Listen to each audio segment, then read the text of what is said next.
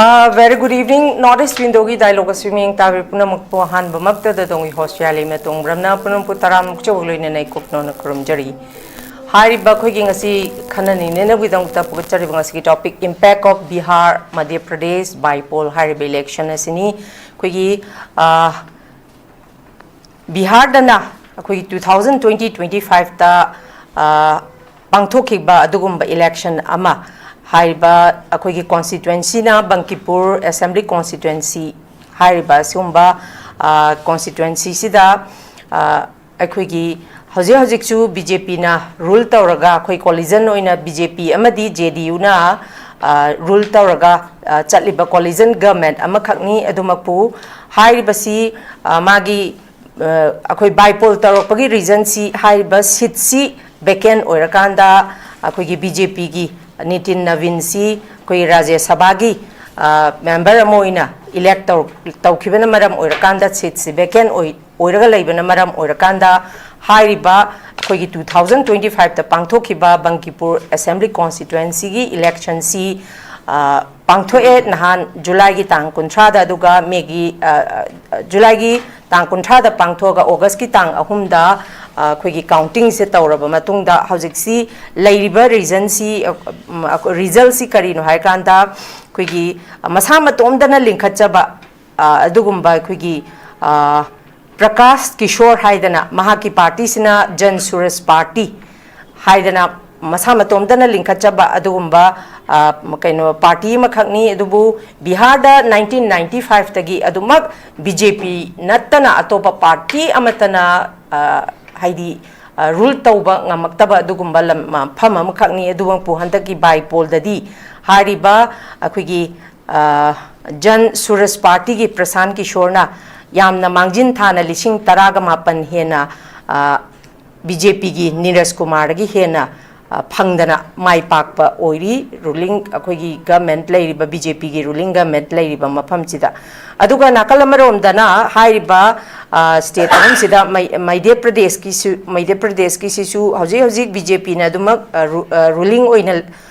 rule tawraga leiba ruling oina leibani adumakpu hariba sida kari maram gi damakta khoi bipole tawbona habada masida khogi Rajendra Bharti hariba khogi si Congress ki kainoni MLA ni mahak assembly ki membership tagi terminated tawgibani cheating case amada Chennai haidana aduna maram orakanda bipole tawbada khogi BJP na rule tawragasu Congress ki mirepna adum hairiba Madhya Pradesh tasu adumak BJP na ruling government oiba taragasu sidasu amuk Congress na mai pai Congress na hariba Ganashyam si 66,757 phangakanda lising vote lising taruka taraga taruk hena phangakanda BJP gi yamna naknaba Asutosh Tiwari hai sidagi mahakna mai pakpa ngamli aduga ahum suba state akhoi Gujarat ki si 2020-22 the pangthokiba adugumba election ama khakni adubu hariba election si da akhoi Yogesh Patel, former minister Orambasi, Mahak Laikidavani, Mahak Laikidavana Maram Orakanda, Haribasi,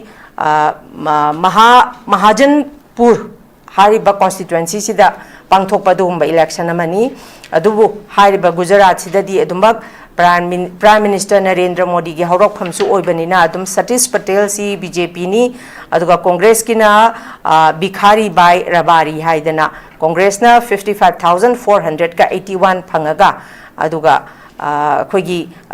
kanona BJP na 55,481 phangaga Congress ki khogi mirep sina 24,851 phangaga khogi Gujarat tadi dumak BJP na mai pae hojik akhoina yengba yari basi yamna maru oiriba khogi hanadagi Prime Minister Narendra Modi na India ki Prime Minister oiba matamda aikugi Nitish Kumar gi achauba khut amasu yawrami bani adumakpu hariba se still hojiksu Bihar si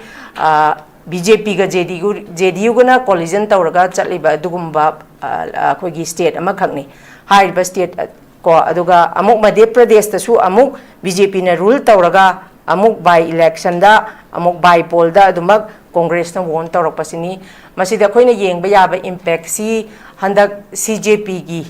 tawriba protest maduda Dharmendra Pradhan adumak education minister si resign tawgi sigumba leiba mayam sina maram oirakanda khoi BJP si taseng namak miyam not only in Manipur India pumba dasu BJP si miyam na BJP gi tawriba thabak thawong sing chitagi pamakta dana BJP na paliba lamdam mafam state sing dasu BJP maithi rapasi masi kari na oiba yai haibasi matang da khoi khana nei na bidong ta hariba topic asi pukachabani pukachariba topic asi da khoi gi tongan ba panelist ahumna saruk yabiduna masa masa gi ba warol kya ma thambigani ahan ba makta da khoi gi papung SOTIN KUMAR former secretary CPI Manipur Pabung Butaram Nokchari Ani Subada Inau POPILAL General Secretary and Spokesperson MPCC Inau POPILAL Butaram Nokchari Ahum Subada Oja JALAL Akoi President AMMOCOC Oja JALAL Basu Taram Nokchari Ngasi Puchari ba topic impact of Bihar Madhya Pradesh by poll hari ba topic asiga mari leina ba ihan han ba wahang si ai khoi Pabung akoi ahan moina Pabung dagi dumak haujage Pabung lakchani bo bafam di hauzik ehak na sudum panjagi ba Bihar gi Bankipur Assembly constituency sida aduga Madhya Pradesh si hari basi BJP na adum rule tauba adugumba laibak khoi state ama khakni adumak pu yengba yabadi khoi gi mai paiba Prasan Kishore si mahak masana lingkhachaba Jan Suraj Party hari ba adugumba party ama khakni aduga somdana mu congress ki khogi Madhya Pradesh na congress ki si cheating case ta chene haidana mase terminate tawrba matungda amuk by poll tawbada congress na dum mai pakpani adu pabung khoina yengba yari si 1995 tagi Bihar hariba state sida pabung atopa political party amattana changba ngamdrabane ba pabung adubu handak si by poll tawbada Prasan Kishore gi Jan Suraj Party naga mai aduki matik yamna hena more than 19,000 helaga pa ka ba habje pabung aduki matik BJP se mai thi bagi chang se aduki matik mai thi re habane ba pabung masida ta ibase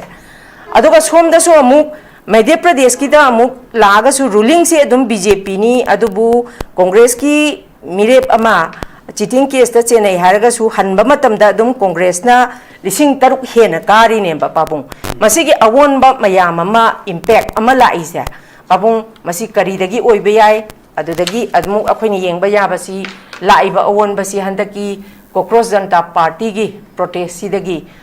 masi da awon ba khara di pabung akhoi su dum u ba phangre dana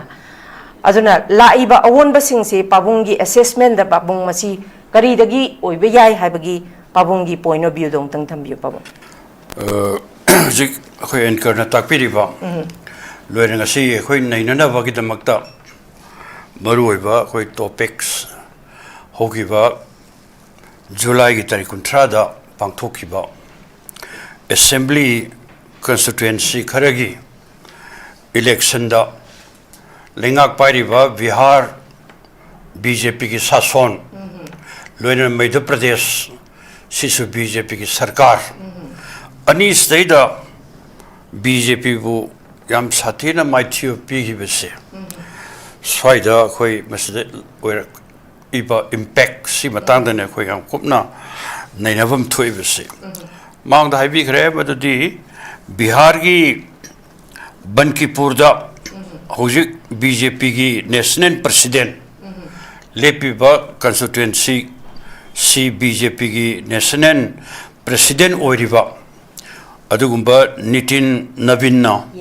ko April thada Rajya Sabha ki member oigre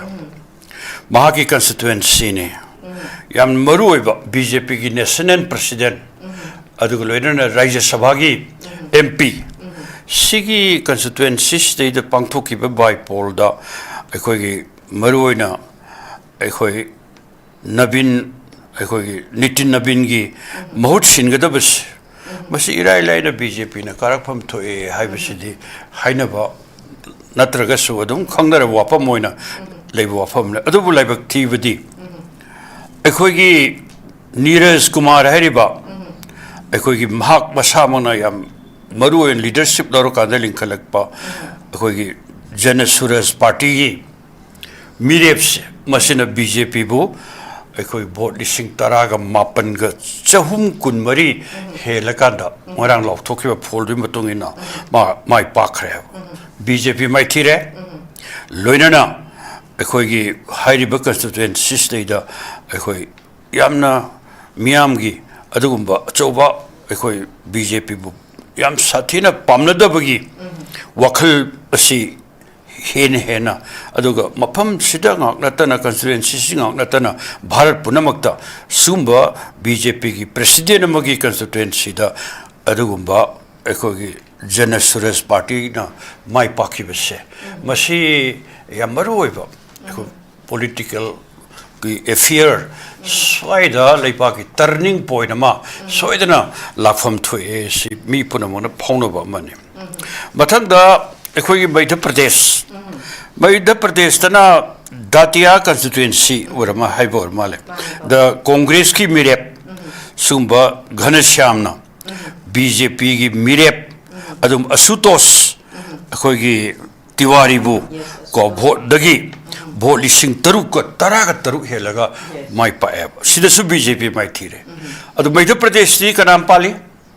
BJPꯒꯤ ꯁꯔꯀꯥꯔꯅꯦꯕ ꯁꯤ ꯌꯥꯝ ꯃꯔꯨꯑꯣꯏꯕ ꯁꯤꯁꯨ ꯌꯥꯝ ꯃꯄꯨꯡ ꯑꯣꯏꯕ ꯑꯃꯅꯦ ꯑꯗꯨꯒ ꯑꯇꯩ ꯀꯟꯁꯇꯤꯇꯨꯌꯦꯟꯁꯤ ꯃꯌꯥꯝ ꯂꯩꯔꯤ ꯑꯩꯈꯣꯏ ꯍꯟꯗꯛ ꯑꯩꯈꯣꯏ ꯄꯥꯡꯊꯣꯛꯈꯤꯕ ꯃꯤꯇꯥꯝ ꯄꯣꯜꯒꯤꯗꯣ ꯑꯗꯨꯗꯩꯗ ꯑꯩꯈꯣꯏ ꯌꯥꯝ ꯃꯔꯨꯑꯣꯏꯔꯤꯁꯤ ꯒꯨꯖꯔꯥꯠꯁꯤ BJPꯅ ꯄꯥꯟꯕꯅꯦ ꯄꯥꯟꯕ ꯁ꯭ꯇꯦꯠꯁꯤꯗ ꯑꯩꯈꯣꯏꯒꯤ ꯃꯖꯟꯄꯨꯔ ꯀꯟꯁꯇꯤꯇꯨꯌꯦꯟꯁꯤꯗ ꯑꯩꯈꯣꯏꯒꯤ ꯃꯃꯥꯡꯗꯁꯨ ꯍꯥꯟꯅ ꯀꯥꯈ꯭ꯔꯕ BJPꯒꯤ ꯃꯤꯔꯦꯞ ꯁꯇꯤꯁ ꯚꯥꯏ ꯄꯇꯦꯜꯅ ꯀꯣꯡꯒ꯭ꯔꯦꯁꯀꯤ ꯃꯤꯔꯦꯞ तगी को भिखा भाई पटेल बु अखोई भोट 13,000 रोम हेलगा माई पाखरे सी याम अंगक पनते गुजरात इस प्राइम मिनिस्टर की कंस्टिट्यूएंसी ने अदु मथक्ता अखोई बिलियनियर मयाम लेरबने मखन मखन कया की स्टेट शक्ति से पाइदे यादे हाइना तौब स्वाइदा सिगी करो सिमने अब अदुगा हारिबा अखोई कंस्टिट्यूएंसी सिंगसी मरकता अखोई याम मरुइस अखोई मध्य प्रदेश की लेइबा कनो स्टेट अखोई हारिबा कंस्टिट्यूएंसी स्टेट होगिबा अखोई थामरोम जुलाई की अखोई तारीख 13 फाउ मनुंग सेदा भारत पुनमक सिनब थोंनो मरो क्रोकोस जनता पार्टी सिगी अखोई चुंगसनबा मयामा मददैद मपुंग नहरोन लाख कयाना अकन बेहु कयामा भारत की अदुंबा एजुकेशन मिनिस्टर ओरिबा धर्मेंद्र प्रधान सिगी यम साथीबा मददी क्वेश्चन लिक ओइबगी वाथोक्स मसी अखोई मरुओइना याम चावरबा सेंजा थुमजागी लेचेनबो फमनी सिना लेपासी अंगप फंगना मानिंगाय ओइबा अदुग लोइना लाइलेसु तमजरीबा निथीन होनजरीबा मयामगी इंटरेस्ट मटपा चावरबा साके मंगलान मदु फौनदबा अदुग लाइलेसु दुगो सेन पाइबा कांबु सिंगी मचा मसु मयाम सिंग याम निथीना खुदोंसा मयाम पिरकांदा अदुगुंबा संगजलैबा खोंजंग मयाम मोर देन 130 की मथक्तने भारत पुनमक तो क्वेश्चन लिक ओइबगी वाथो मयाम लेस सिपुनमक से आ दिल्ली द थोमजलक्तना होरे मयाम अदुग Dharmendra Pradhan HYBE education minister से याम थौना लेबा मिसा मने यामना शक्ति लेबा मिसा मने अदु अखोई मियाम की होदो मदु खांग मंगमदबदगी भारत की प्रधानमंत्री नरेंद्र मोदी ना मा रिजाइन तौरो हाइड एजुकेशन मिनिस्टर दगी लोथोखिबा खोटखिबा मदुगी बतांग ददैदा हाइबा कंस्टिट्यूएंसी सिंगसे मसदैदा अखोई मपुंग ओइना नहारोल कांबु सिंगसे याम कन्ना होबा मदु सरुक याबा दिल्ली याम लाकान मदुगी तौगिबा खोटखिबा मयाम सिंग सिना मरम ओरकांदा अखोई केंद्र अनीस लेदा बीजेपी से याम साथीना माइथि पिखिबनी हाइबसिने होजिक लेबा ओरिबा रिपोर्ट से मनुंग अदो अइना मथंगी दबुदी राउंड लाक्सके अदुबो हाइफेट थमजनिंगिस होजिक गसी भारत से याम साथीना होंग ओन बकयाम लाय याम साथीना मियाम पुनमन सोशल चेंज अमगी अदुग लोइना शक्ति पाइब कांबु सिंगना तौरिब थबक मयाम सिंगसे नमदुन भोट कान होनगनी सेन भोट लेगनी Shakti se makhan kayagi adugumba aduga nakalamuramdana kanagi favor da Bharat leriba choba billionaire sing multinational corporation sing adu Bharat ki char corporate mayam moi gi khubam nungda ekoi sarkar se loin lei gre moi loin sananing ba mong da sanaba adu praja miyam gi makhan kayagi ning ba thung da gi kholaudi mikap mirau kholdi no mono gi som engalak pa aduga shakti pari bani harakanda ekoi Bharat saida Bharat ki leriba bising crore chamaga ni furam jimanung da more than 80 crore hena sara ni suna sawa phang taba laile stamba phang taba thabak tawgi tong sawa phang taba makan kayagi pen da mayam sing sina maramor ka nang sidi miyam si khang manga magtre adu tangai phadna ahong ba awon ba amagi tangai phadaba do masi sab sana bajik miyam do phore aduna sida ekoi nga sidi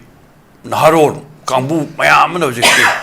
angak pa phangba khola mugulena crocos janata party maruena ekoi Bharat tadratana ekoi tongan tongan ba jin gi hori ba mayam ga se sina sing ba matang lai ba mayam sing sei janga sidi ekoi mang da lai ba keno di ahong ba ma awon ba ma madugi mieng du da su matang education minister resign to hon gare then prime minister resign to har khidori Namnur Shakti Paibu Wafam Ziar Oidori, Home Minister Tokto Harakadori, State Kayagi Chief Minister Resign Tora Loro Kidori. Adulo the pen the Buggy Colombian, Aduga City, Moi millionaires in billionaires in the Napa Moigi, Adumba, Senyam, Mana Shakti Paina, Honabagi, Adum Kongjang Haitare Mogi Lotunaba, Sigi Wapamayam Sing Share, Matamatan Yara Roevo, Sigi Wapam Sigi Maraktani, Nasi, Ekoi. Mamang the Home Minister, Education Minister is right talking about.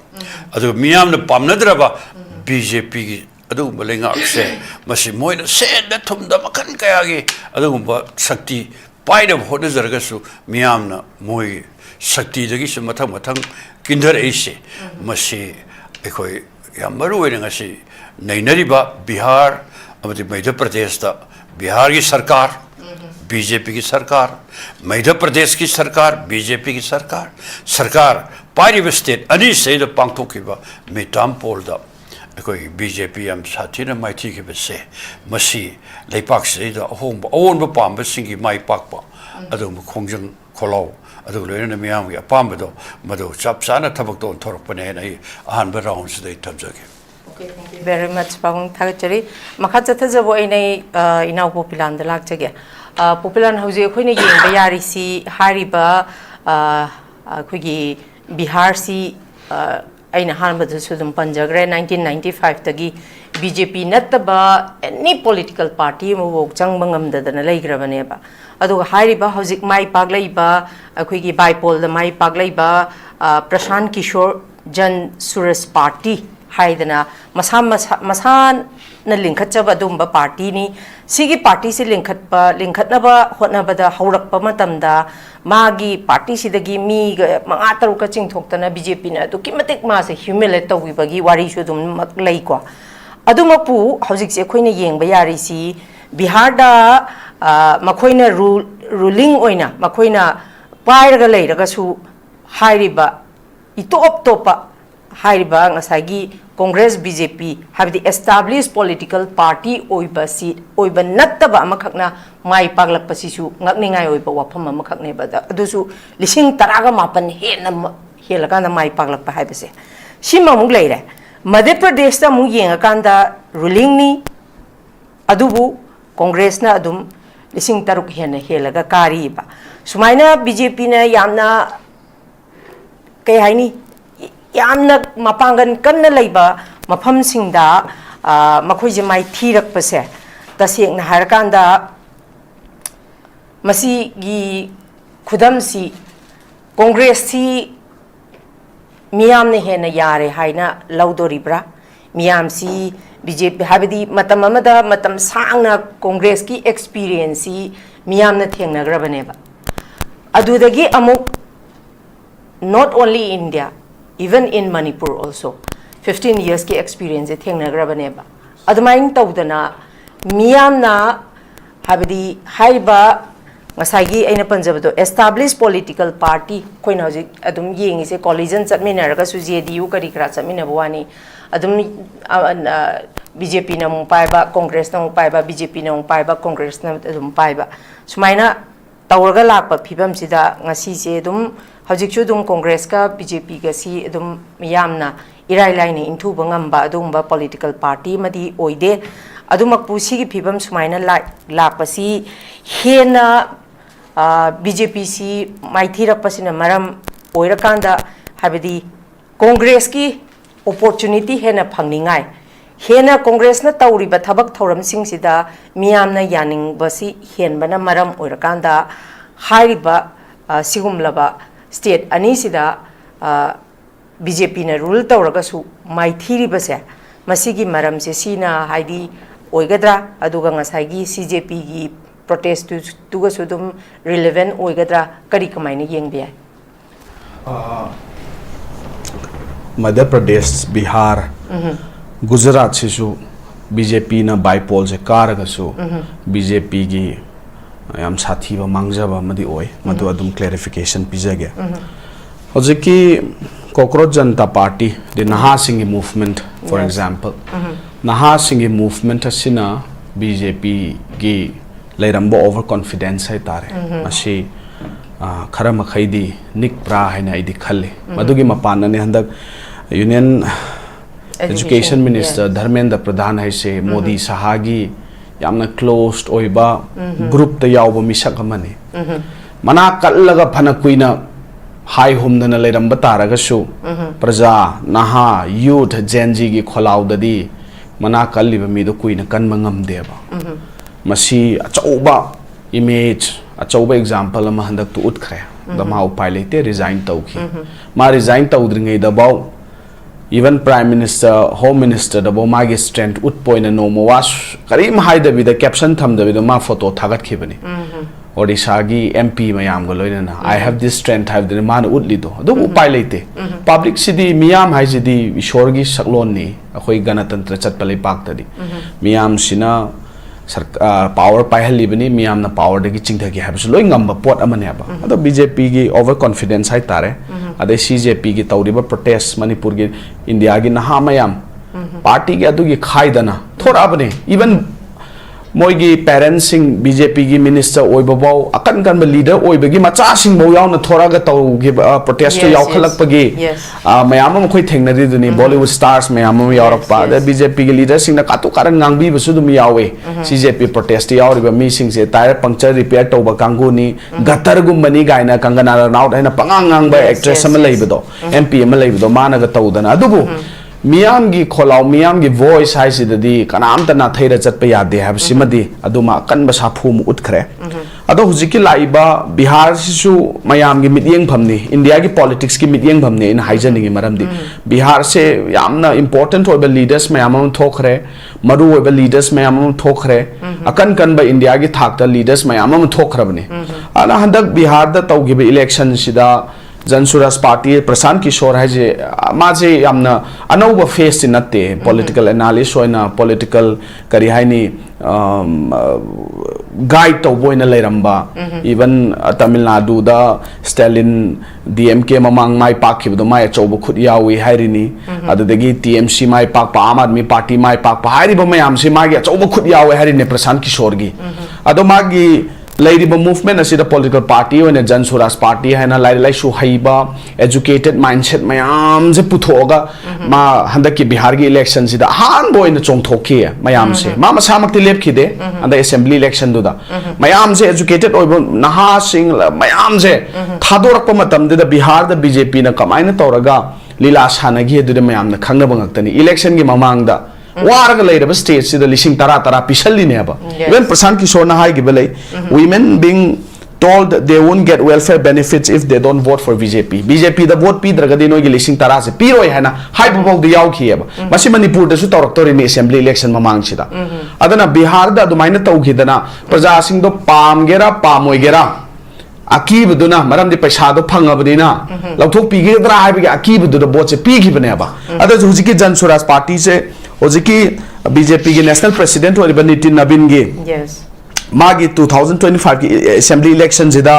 Jan Suraaj party दगी बंदना कुमारी है ना यामना educated ओइबा मियोय मा मिशक अमा हाय तारे candidate ओन थादो केदो vote याम फंगी दे ओनली 7717 खक्ता फंगी हेबा तौबतबु हौजिकी बाइपोल सिददी नितिन नवीन जे बीजेपी की नेशनल प्रेसिडेंट होइना पुखतखर मतुंगदा बाइपोल सिदे यंगो बीजेपी की नितिन नवीन प्रेसिडेंट याउना बोट खोम आबा चीफ मिनिस्टर सम्राट चौधरी याउना बोट खोम आबा 27 MLAs कैंपेन तौरे 18 MPs कैंपेन तौरे यूनियन मिनिस्टर लाक्तना भोजपुरी की फिल्म स्टार्स मयाम अमा लागा प्रशांत किशोर की मायोग तो बोट खोमिनी ऑपोजिशन के अतोप कैंडिडेट की मायोग तो बोट खोमिनी मरमदी बीजेपी कारदब यादे है ना चाहे कुंथ्रा मुख से बीजेपी अदोम कारग लाकपा बीजेपी के स्ट्रांग होल ने आबा अदुबो मधु मयाम द नाथैरग मयाम ना we need educated leader hai dunia ba prasan kishore lai lai su haiba ngang ba phaba thabak tawgani hai bi asadu da thagalak pone ba jan suraj party hu je MLA ama lai re the MLA ama khak oi ba taraga su masi tarai ba MLA ora kani hai ba de khoi thaja de ba maram di magi khang hai ba experiences mayam duna so idana maki state asida BJP na single largest party ni 89 kari ni adudagi JDU 85 kari ni JDU kangaraba Nitish Kumar nikpangamam daba Nitish Kumar Narendra Modi na turaga khurumde da khapa Nitish Kumar do Rai Sabha da puthokraga BJP ke Samrat Chaudhary je just chief minister oihalli ne ba adu pauda BJP ki Nitin Nabin ki kendra sida mana chahi traw ngamuk parak pa BJP ni chahi kuthra parak pa sida Prasan Kishore na bolising tarama pan hena mai pak pa jarai banate madu haraga minority vote lai bagi oram gani no minority is just 8 to 10% kaktane subject to confirmation 90% di haina batawdana madu Hindu ne sub class kai ke khaidok pataraga so Hindu belt ta akhoi gi Gujarat oiro Madhya Pradesh ओइरो हुजिकी Bihar ओइरो BJP से performance फजरक्तरबा अनीदना तुरबा अमद कारगजु performance फजदबा हाइबसे मसीदने लाकदरिबा मतमगी मतुंगिना फजबदी सोइदन लानी हेना खले करिगनो दि मसीगी effect Hindu belt सोलकपगी effect से Gen Z की movement लेरे even E20 fuel की problem अमा लेरी middle class families मयाम अमा खोशाउन रग लेरी मदुगी इफेक्ट राम मंदिर की चंदा चोर की इफेक्ट सी मयाम से लेतब नत्तेबा हिंदू मयाम से बीजेपी ना हिंदू की दमकते लेपिबने खोइ हिंदू कल्लिबने हिंदू की खोइ से मेसाया नि हेना फन थोना बतारगसु हिंदू मेजॉरिटी ओइरिबा जगह सिंग सिदा मोइ की वोट शेयर हंदराबा अनि माइथिराबा अमद वोट शेयर हंदराबा हाइसे मसिदा क्लियर कट मोइना तौरिबा लीला से मोइ जस्ट रिलीजन की धर्म की मिंग मोई बोट तौबनी तसेंग नमक मोई नुंगसिबगी तौब नते है प्रजा मियाम ना खंगे हाबसे आइदि क्लियर ओइन थमनिंगे अदे गुजरात की लाकप मतमदा हंदक से ममांग द गुजरात ता कागरि दो असेंबली इलेक्शन 2022 द कागरि से more than 1 lakh vote कारी ने बम 77% है ना वोट फंगे ने गुजरात सिदा 77% है ना 2022 द फंग बसे हंदक ती just फचना हंदरगा ममांग 1,20,000 फंगो हंदर 55,000 खक्ता हंदर एबा वेरेस कांग्रेस की वोट ती ममांग फंगो मदुदगी हंदक न वोट अमक हेंगली एबा मसीनेबा पब्लिक की अन गुजरात सिदा मोदी साहा की होम ग्राउंड नि multi billionaires ma'am home ground नि हाइब तारगसु हुजिकी मोइना माइ पाए हरगा जु वोट शेयर ददी परसेंट फन्याम अमा मखा तारक बाहाइसे लाकदर मतम जिदे सिदे हेना सोलकने हेना खाले अदा बीजेपी ने क्लेम तौबा 2024 ओगे लोकसभा इलेक्शन दसु अब की बार 400 पार ओवर कॉन्फिडेंस प्रजा मियाम जे करीजु लेतबदौना हाइबा अब की बार 400 पार लाओगी बु खोलाओ मैम दो 24 इलेक्शन ने के दौरे प्रजाना अब की बार 400 पार दिलारी अब की बार सरकार सेम यौननबगी नंबर बहु पीबी की देव प्रजा सिंह अदुदा नपचरी तौरगा कना कना दगी ओ आंध्र प्रदेश दगी अदुदगी नीतीश कुमार की मतेंग याउद्रगदी मोय ngasi prime minister Narendra Modi prime minister ओम फंगदरा डिक्टेटोरियल फॉर्म ऑफ गवर्नमेंट चलाइरिबा Amit Shah ngasi home minister ओइब फंगदरा मणिपुर दसु अब की बार 400 पार की इफेक्ट यो मणिपुर दसु प्रजा मियाम न बीजेपी से मरु फंग हुत मुथत पन थौता है ना एमपी अनि खक लेबा मणिपुर सिदा इतिहास अमुक थोखिद्रेबा मोंगदा MLA मंगा ख लेबा कांग्रेस पार्टी की मयाम न नुंगसिबीदना इंडिया ब्लॉक मयाम न नुंगसिबीदना इंडिया ब्लॉक की थागलीब कैंडिडेट अनि माइ पाखनग्री दुनियाबा मसिने अचौबा ओन भाइसे अवोन भाइसे खुदकता इसिंग इपोंग वाइना वंग लाकदब नतेबा इसिंगी इमाइ गुमाइना अवोन भाइसे तपना तपना लाकदबनि हुजि लाकपा हौरे अदना लाकदब मतम सिंग दिजरी सोइदना माइथि बनंगनी हैना इ खल्लेबा मरमदि मध्य प्रदेश जो 121 MLA से न लेरिनी बीजेपी की स्टिल बाई इलेक्शन सिदा कांग्रेस की अमदो मांगोंदा फ्रॉड की केस लेरे है ना मादो सस्पेंड तक थोखरे अदु बाउदा कांग्रेस की थागलक मतमदा मध्य प्रदेश कांग्रेस माई पाइबने असिगी इंपैक्ट से कोई तराई तराई ना लौब यादे न खाले मणिपुर दा फमगा पाल में बाई इलेक्शन नहीं ना बगी वरी नतेबा सिगी इंपैक्ट सिदी ऑल ओवर इंडिया की इंपैक्ट ने भाई बीजेपी से मराई चाइथरे मोई की शासन सुपनम शासन मियाम की खंदबा छात्र सिंह खंदबा इमाई बेन सिंह बुंगा की पैसा पिसलगा इमाई बेन सिंह से इमोशनली ब्लैकमेल तौगनी नत्रगने नोई वोट पैसा अखोई वोट पीद्रगदे पैसा से पीरोय है ना तौसनबगी तात तो प्रजा सिंह यारक्त्रे हाबदुनी जेनजी की मूवमेंट से अराइब मूवमेंट ओइना लौबीगनु पॉलिटिकल पार्टी अमदा ताइनबगी मूवमेंट नते सिदे नहा सिंगी अवोन पाम नहा मयाम की मूवमेंट ने हाबसे भारतीय जनता पार्टी ने काउदब फै हाबसे हानबगी सुमाइना थमजनिंगे Okay, thank you very much. Thagachari. I Oza Jalan da mulak chege. Oza Jalan haujiksi Genji ki movement na masu yam kan la eko. Kuigi even highly ba kuigi political party ani si amana Hindu card sana ba amana Muslim card sana ba ji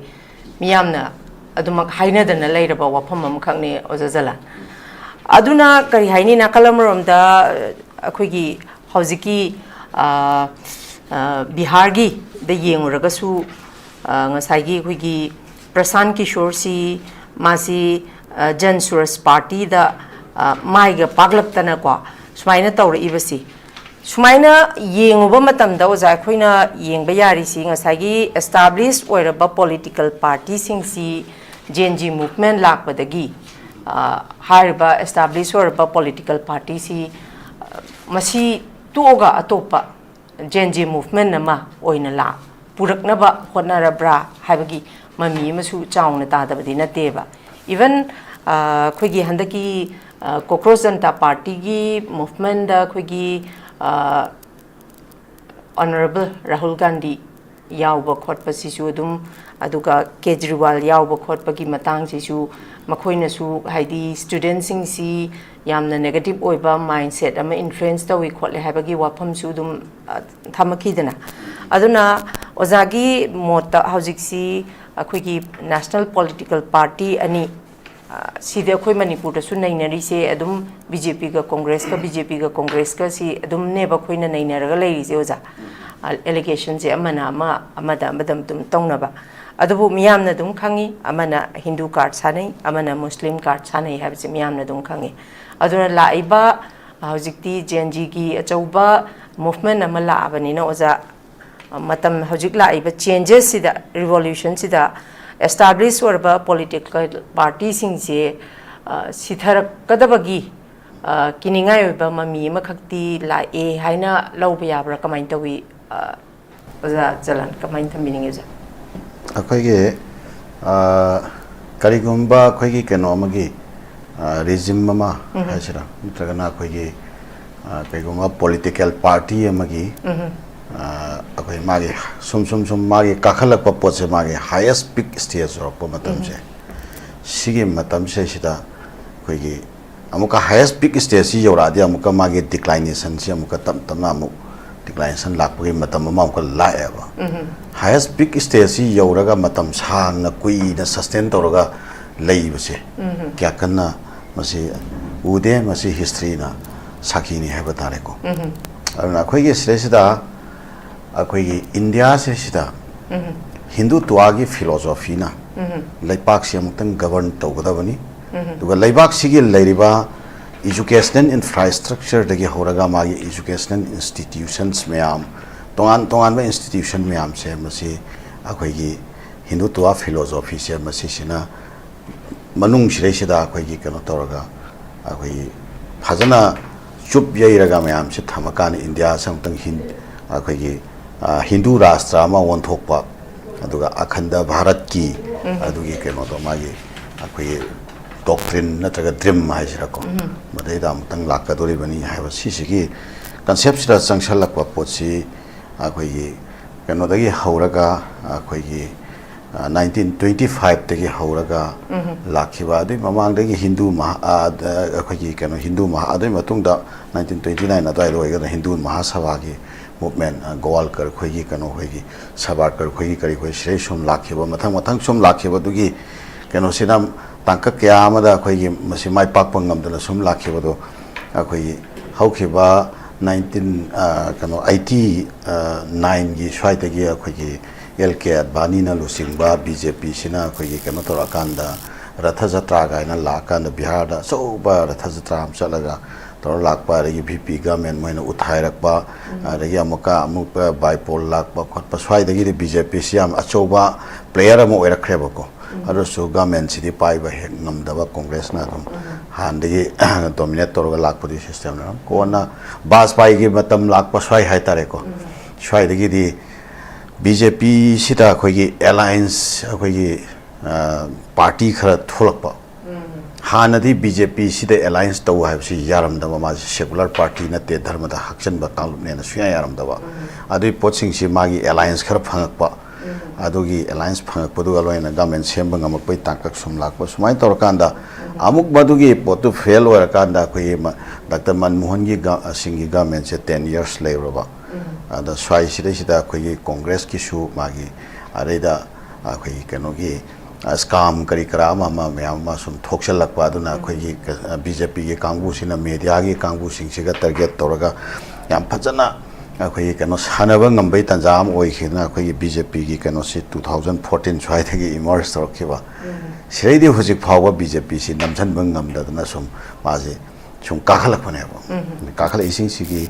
tongan ba factor myama mati lai election da malpractice to gi factor adum ma khoi gi hainaba lai ado thajani ngai oi ba mong so dum lai khiba matam gi time to time adum lai khiba mayam na khangno ba so dum lai ado mayam du leraga so moi adum manage anyhow manage toraga ma khoina pai raga dum lai ana recently khoi pangthok khiba Assam gi election da su yam so ba malpractice fraud aduga voter scam kari kra mayam ma lai haina khre ko aduga nakalam rom da muka West Bengal gi election se jira tau iba mong si democracy mansalak trek kaino moi reba ko si yam yeng bada am nungai traba ai khoina kaino moina akoi layman person na moina ada non political akoi gi parties affiliation da mejaba mi moina so khoi yeng jam matam da city akoi India se bo sumain tawra sire sida leiri brai khoi se sigi praja amani ga na haibada khoi si amna akoi pukning da akoi yam nungang ba phawa ya pen da phawa tangka ma swine fill da wa somen sum dei ba sida BJP sine yamna kanna highest peak is your paka da ma laina khara khoina uba phangi khali saw wa laina sidi kaino ai kanda unemployment si yamna so wa laina moin uba phangi ada unemployment siga loina ne inflation si masi su yamna so wa laina mu phangi inflation si lak pa kan ja khoi privatization si yamengalakpa aduna Adani gumba Ambani gumba magi pocket gi pick to Gujarati ko khara se sida heta loina mak si India se ko pulap moi da pulap pisan bagi pot ma lak pasina atop state sing sida leiriba khoi gi keno sing sida khoi gi kaino tori se ha bagi keno ma fil tor pa dum pot ma leibra sima are atopan amana akhoi sida akhoi education da am achoba setback am lakpa handa ki akhoi paper leak ki potse handa khakta nateba mamang da sumba akhoi occasion khara akhoi adum thokpa lei gre mamang sahi khara ta su ko ado handa ki sina chapchana akhoi gi madu proof evidence ka kona na chapchana pai ra ge ta kan export of ngamba adu gi ado pai ra ga so proof evidence ka loina na pai ra ga so issue si le ra ga so issue to be handle to go to magi subjective factors se chapchana fazana organize we form da preparation le hodra gati adu so muka fazana on thorak pa ngam de ba do handa ki sri sidadi madu puthorak pa ngam bagi pot am so laksal aba crocus janata party gaina ta long puthoga moi ge le riba kano to moi organization skill do adu gi moi da pongja ba moi da organization skill do moi ne project wange organization capacity do moi yang wange ga na mana khanja ba pochi eta surprise mupama aduna moi da setback mindset am phawhan ba ado prior ta moi da ningba ka han ba depression san ba the kind of circumstance ama anda ki se sida koi recent keno se sida kharam sigi scenario se political scenario se swain urak pa social scenario se swain urak pa sigi marak shira pangthokpa crocus janata party ki election mai movement jam kanna tawra matung sa pangthokpa election sida bipole election से seat अनी है बंकीपुर का दातिया का अखोई दातिया है तारे को बंकीपुर से बिहार की दातिया से मध्य प्रदेश की सी अनी से माइथीरे मसीगी यामना मरुआइबा अखोई रीजन है तारगदी अखोई कनो सिदा बंकीपुर सिदा लैरिबा अखोई मागी वोटर्स कंपोजिशन से मसी अखोई 12% अखोई कनो सी अखोई कायास्था से अखोई कनो ग्रुप अमा लै मोइसे 14% मुस्लिम 12 अदुगा अखोई अखोई तोंगान 9% 10% लैबा राजपूत ब्रह्मयार अदगी कुर्मी नुमी म्याम लैखरेको सिगी मयाम सिगी एंटी इनकम्बेंसी फैक्टर द लैरिबा vote bank से मसी सिगी अखोई कनो कंसोलिडेशन अमा सिगी सेसिदा ममी ताएबा अदुना ngसाई बीजेपी के मागे vote bank सिगा अदुगी एंटी इनकम्बेंसी फैक्टर द लैरिबा कांगलुप सिगी vote bank सिगा अनि सि थोंगाइना मतमदा अखोई एंटी इनकम्बेंसी सिना कंसोलिडेट तोरकांदा बीजेपी से तुई आइबसे सांदकी अनि सिदगी अखोइना उबो फंगबा सिनारियो खक ओइब्रा सिनिदा ना ममांगदा माइथी खरिबसिंगसी बीजेपी ना अरानबा तौबा माल प्रैक्टिस तौबा इलेक्शन में आदा करिकरा तौहैदबा अखोई मी अकाउंट पैसा थाजली खोचली अरगी फोर्स सिजनबा सेंट्रल में पैरामिलिटरी फोर्सेस अतै फोर्सेस सिंग अखोई नाकोइना ना हकथेंग ना सिजनबा कैतौबा शक्ति से मैम लैदे अदुबु पुनमक्सिगे मथक्ता अखोइना अपोजिशन की ओइबा अखोइना खिथंग अवाट पाम हाइतारगदी मखोई एंटी इनकम्बेंसी फैक्टर से कंसोलिडेट तौबा ngam से अचौबा फैक्टर अमा बीजेपी ना खुरोंग चाबा लौबगे अचौबा फैक्टर अमा ओइब्रा सिनिदा अदो हंदकी सिरैसिरा बीजेपी से हेक्ता तुरगा ममांगी लैबा कनो सिंगसे तुनबं ngam खित्री सिंगसिसु कंसोलिडेट तौहौदबा सिसु अचौबा फैक्टर अमा ओइब्रा सिनिया खोइना यंगजरिसे अदो हौजिक सिगी ट्रेंड से लाकबा यूथ सिंगसिना अखोई याम अचौबा एंटी इनकम्बेंसी फैक्टर की मागे लैरंबा वॉइस तो मदो अखोई वर्ल्ड सेनबा थुंगना इंपैक्ट अमगा लोइना एक्सप्लोर तोरकबा सिगी तांकक सिरेसिरा मसिगी एडवांटेज से ऑपोजिशन याम हाई सिंगना मखोई लैरिबा डिफरेंसेस मयाम से मसी अखोई फाजना डायलॉग तोरगा मसी ऑपोजिशन की ओइबा कंसोलिडेशन अमा यूनिटी अमा दहोरगती मधुगी कानाबा लैगद्रा हाइना खले फॉर एग्जांपल अमातंगा हाइजरंगे अखोई असदुद्दीन ओआईसी कौबा नुपा अमा अखोई इंडिया के पॉलिटिकल कैनोसिरा हुजि थोरे मासी असदुद्दीन ओआईसी हैबसी बीजेपी के मायक्तसु वोकलिस्ट नि कईगुम मतमदा कांग्रेस की मायक्तसु वोकलिस्ट नि कईगुम मतमदा अते अते कैनोसिंग मायक्तसु वोकलिस्ट नि तबतबु मासे अखोई दलित की मुस्लिम की क्रिश्चियन की असुम्बा कांगबु सिंगसिगी देमा सिगी वॉइस रेज तवे अदो सिगी मागी कनो से वोट सी माने हेक चंगु मफम सिंगसिदा अखोई मुस्लिम की वोट खरदी वोट बैंक खरदी अखोई मागी पार्टी सिदा अखोई लौथोखिबा वोट शेयर खरा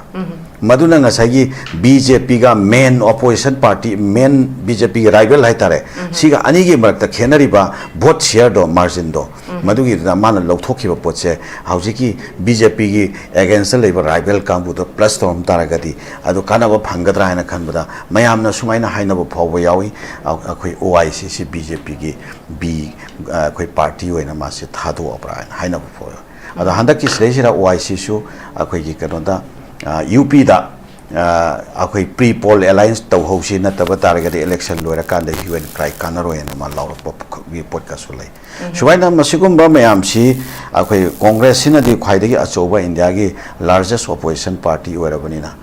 माना मागी रेस्पॉन्सिबिलिटी से खरे हना चावब्रा अदुगा लोइना लेफ्ट पार्टीज लैरिबा अखोई मतम सांगना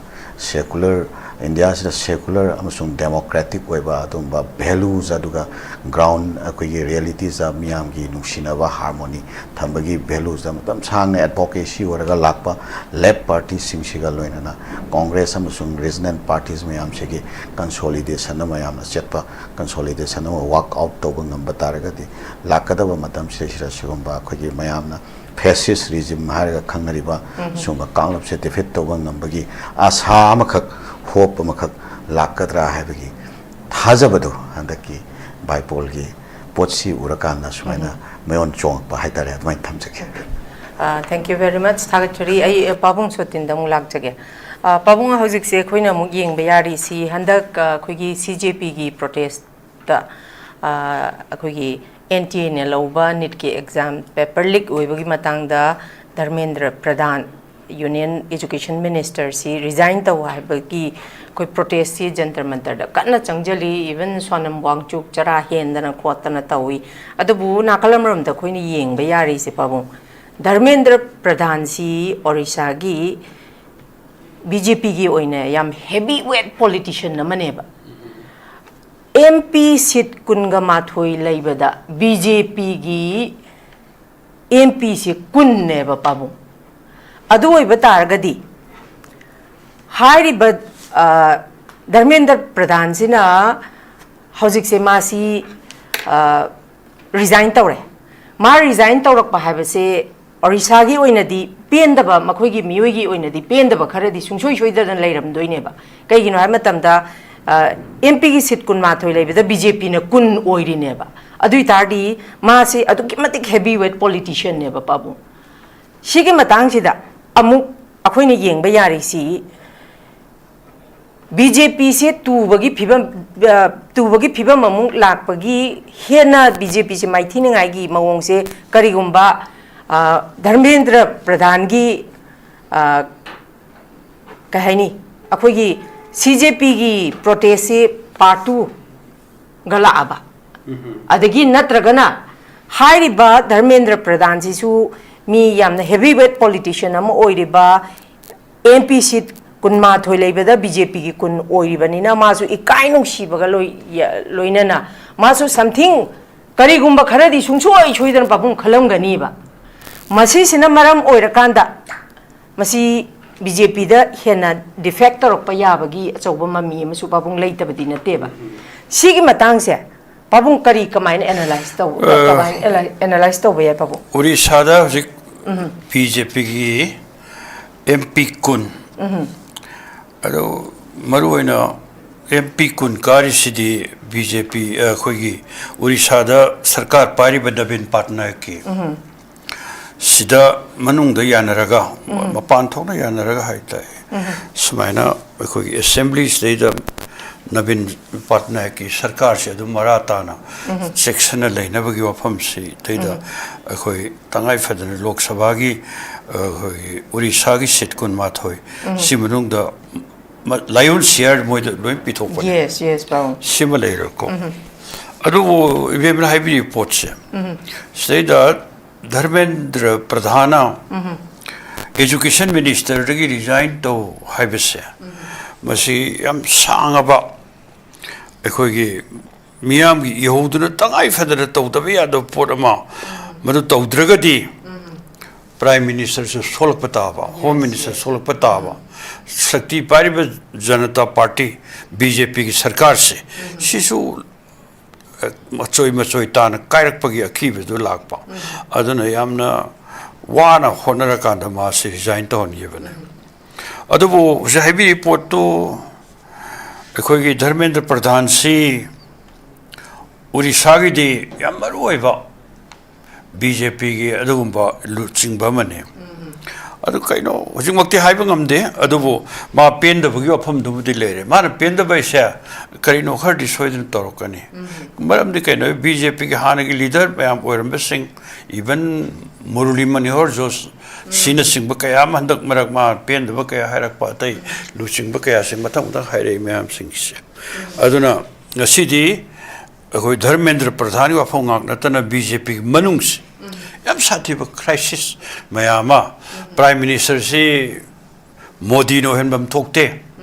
mahut sim bagi tangai phadab leire gai si moi manung da yam khanna ba pot ama do oi batan ja man aduna leiri post sei da khoi gi Dharmendra Pradhan bu khoi gi Education Minister da gi drop do ki bis masidi tangai phadana pressure na ne to do bia da aduga mara bu drop tor tung da kai bu khardi soidena Orissa ki politics da haitare mado khara home khara soidana lakpa yai ma gi leadership makada anova political party semanga misa mane adu mathakta Prime Minister bu phong singnar pa yabagi adu thongna le misa mane simade khoina mayam da khoi khitang kan topam changi aduga hujik lei post sei da ꯑꯩꯅ ꯃꯈꯥ ꯈꯤꯇꯪ ꯁꯝꯗꯅꯤꯡꯕꯁꯦ ꯃꯁꯤ ꯑꯩꯈꯣꯏ ꯉꯁꯥꯏ ꯍꯥꯏꯅ report ꯃꯌꯥꯝꯁꯤꯡꯁꯤ ꯃꯤꯗ term ꯄꯣꯜꯗ ꯑꯩꯈꯣꯏꯒꯤ BJP yam sathira mai thi khebe wari ngangnari mayam singse adu loirane bhan dharmendra pradhan resign to khebe wani hainaris punamaksi subsalakan ngasi di bharot se masida BJP gi lengak si pamdre haibsine si pamdog gi maram mayam marakta ngasi di lepak state yam sathi ba krese masi akoi lengak paira kan de lengak si gi shakti punamakse akoi corporate kamu de sinaba privatization yam yana pukalak ba adu loirana nakala maram dana miyang gi punchi haninga itan awa mayok na pagi kano mayam sing state da anauba policy anauba thorang adu loirana program khara yauna akoi pukhat pagi tangai phadab leye adu BJP tawrisidi akoi bharat se hindu rashtra ame semning bagi wakan ko one religion adu loirana adu da mayam tawnari mayam sing se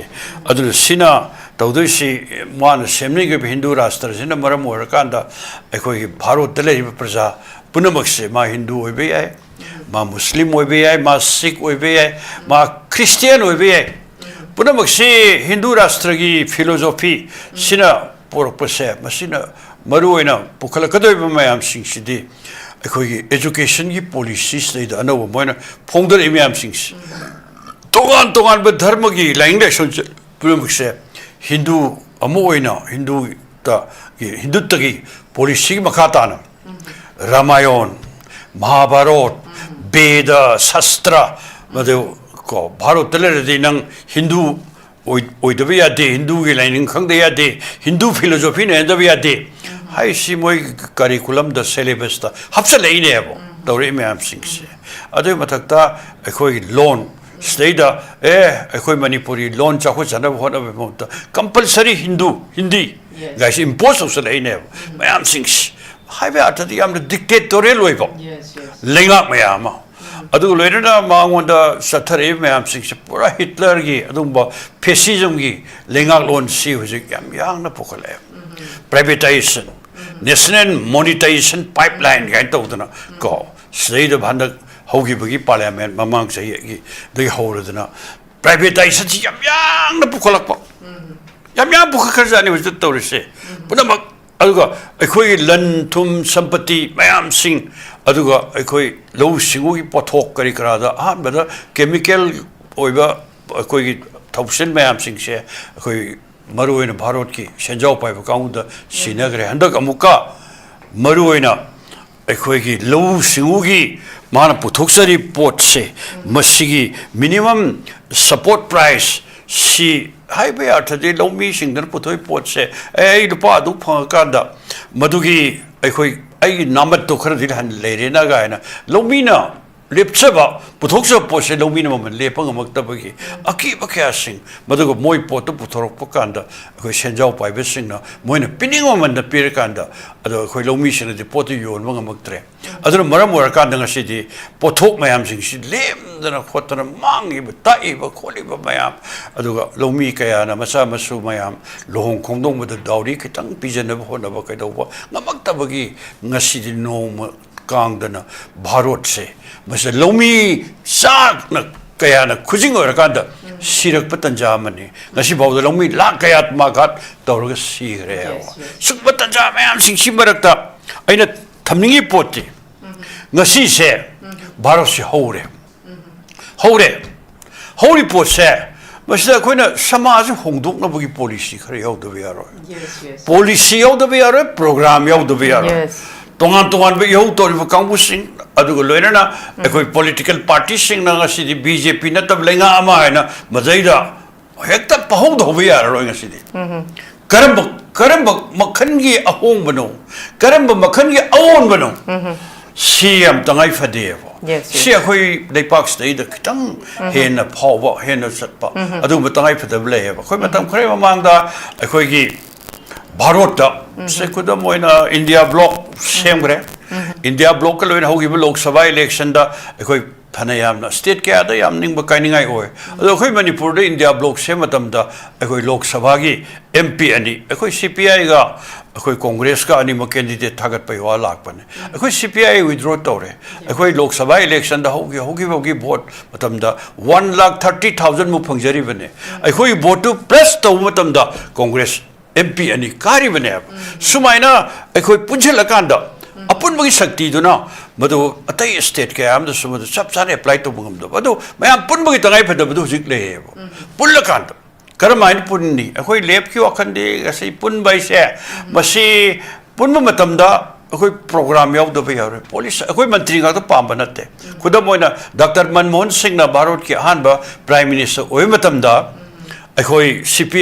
akoi lep party singi mp akoi hum fu ni thoi matam do kai akoi lep ki MP humphuni thoidu yaudragadi maduna ekhoi bharot ki adugumba ekhoi sarkar se basalai bangam de ba koi lep kamun hai ekhoi mantri edom to lobjar hoi tabudo program de khoi ana se aduna ne hujik phau da khoi food security act miam de lemna khoi du pau hum da ani de seng pi bagi khoi ani hai bene hum de ye liba adu loina da khoi women reservation gi wafam tangai fadan program da happy bani adu loina mg narega gi matam du da maming du hujik ole adu mi chamani thabak subi program khoi happy bani tribal rights gi happy bani program tara ni thoi madu lei pak sai de lei te lara miam gi ahong awon bakra madu por pangam gi ba ado khoi ngasi su khoi am sen program yaw da ba policy yaw da ba common minimum program lei ta ba adu sarkar ama ahong ba pork sai batam da madu de khoi lagam yaw da sagon gum ne hekta ai ne ta sakti parag loire ai gi candidate party ma madu wa ta thagal loire tai party ko madu lep ke lep pule poi to ga en to gi madu gi tanja du na tre aduna khoi unity mayam lep democratic secular forces mayam sing se masi pulla kanda khoi common minimum program ma sem da nga sile pak sigi yam sati ga ba adum le pak se puri bjp de sakti pai matam da ngasi yam dictatorial loi ba secularism mangda rei ba secular policy mangi ba adu khoi bharat siung ko khoi ai ni yaning man tra yaning da bai wan te bungo report se bas khoi bharat se khoi sien bai yaroi secular policy natana khoi sien bai yaroi khoi bharat khoi bharat se tonga be jati basing ni yami ko hindu na adubo khoi bharat tale riba muslim singse indonesia na prithvi gi manung da khwai da gi muslim masing yam leibe hele leipak ni next to indonesia khoi bharat ne ba state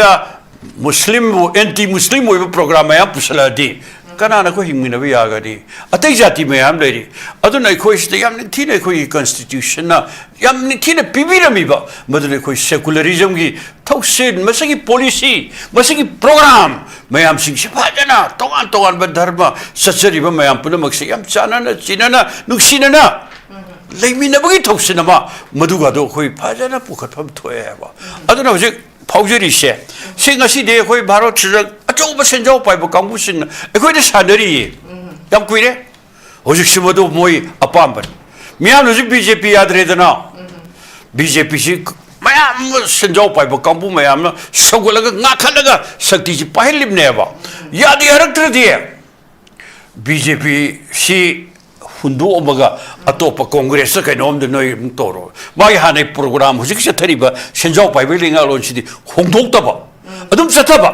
si policy se yam sang hojik mayam sathar ba koire bharot congress bjp adu ada batang sum ko miyan pamuktre pamdradi bjp yadre adu de congress to tor se gai sum satha bido koi hojik madu gi system do madu hek to ring di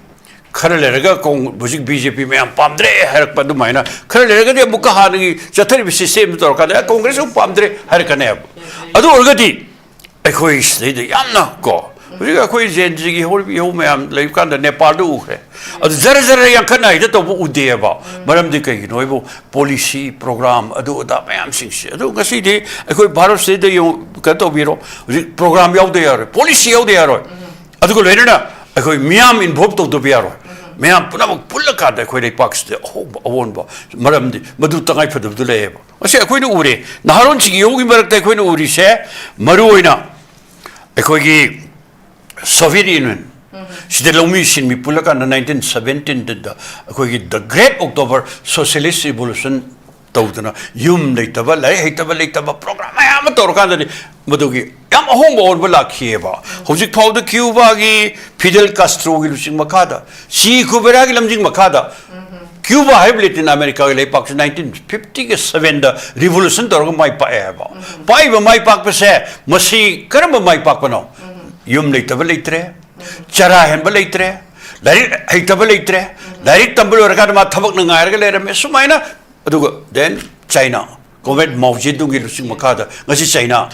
Pritipida, quite again. Other was chocolate play boxing, Manuda Moigasi, Masi, Yam Sang, Masi Irang, like Tabama, Pen, the way call out Tadava, other Malay Park, the good Bharat Stangai Fedreva, Manipur Stangai Fedreva, Sakti sing alternative, Sakti Pai Baby say, Sakti Dugi, Chab Chaba, Madugi, policy program, Ayamyalakanda, Lay Park say. Homba, ownba, highway after the Suriba, Nomiba, Otpira, Miami Punchis, Lake Dana, Hingjavangamba, I don't Samaz with the wife of the Leba. Was I paint the drum am hore? I said, Laure, Konga, I do Tore, had a pit Miami, Hona, Hector can opore, Harakan, the Madu, Makatar, put the day, Ematam Gata, City. Hane Hamu Hamudu Nidana, Adum Levi Nesser, Barot the Manipur Torieva. Aduna Maramor Kandani, a quick picture state, Barot to say. Picture state around 7 lakh unemployed youth. Adulena kindness in Pomme Tabak Suzaragi, Hydra Hector, Lairaba, Adu my Pangan Putoga, Yonjaragi, me, lakh of whom you attacked.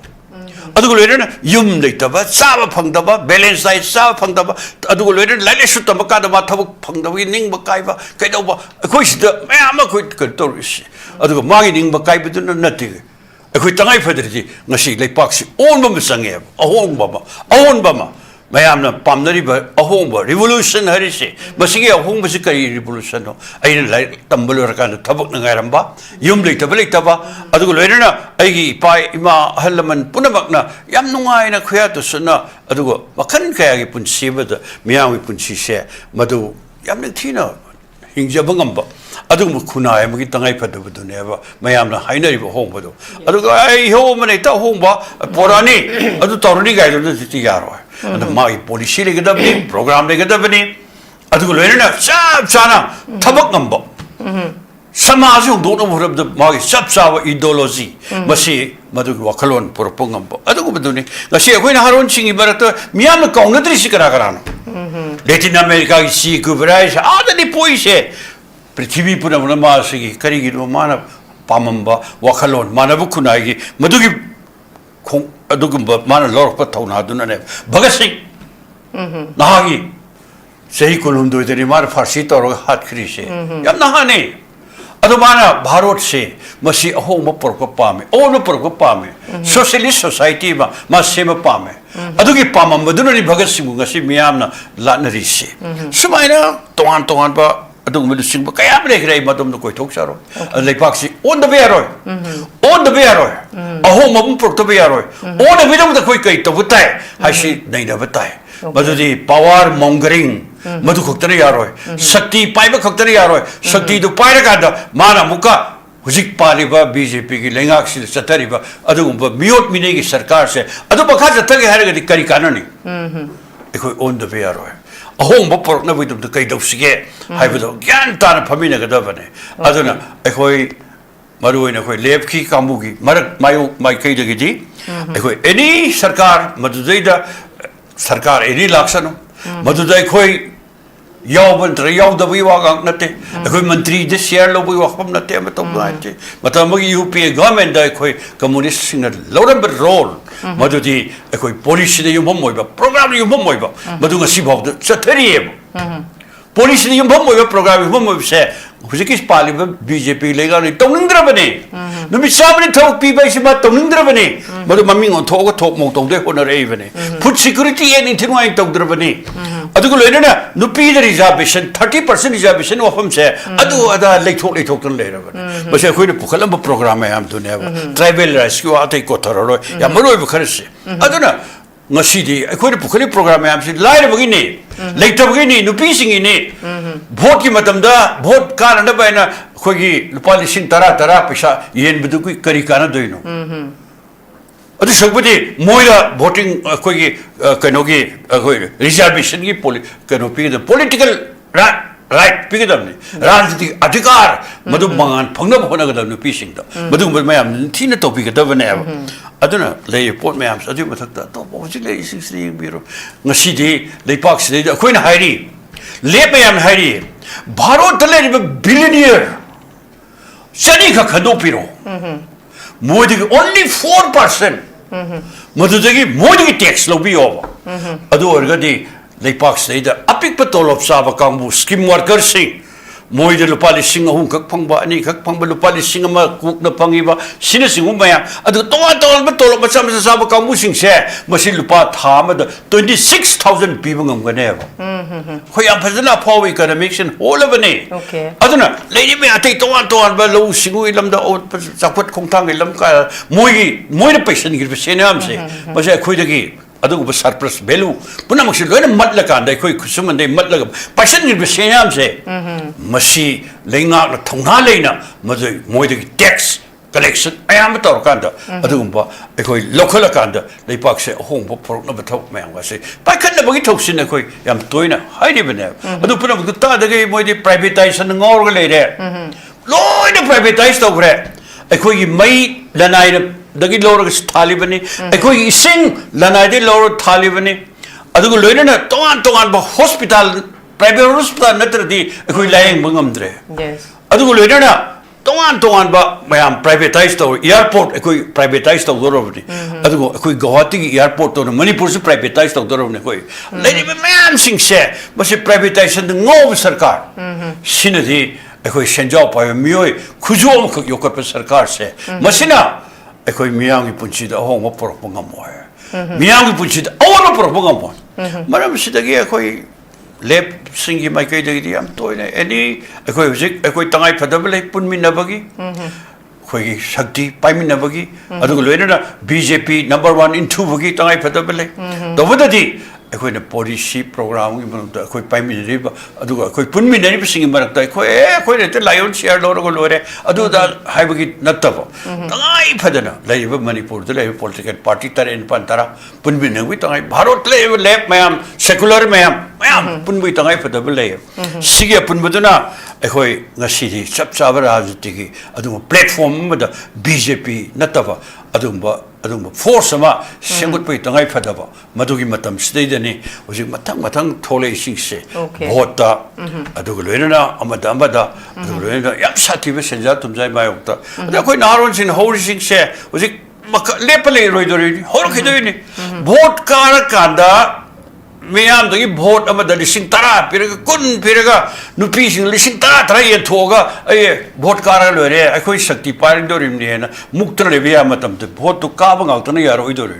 vote kare na akoi shakti paidoram ni shakti do ay miyam na horaga itu dorin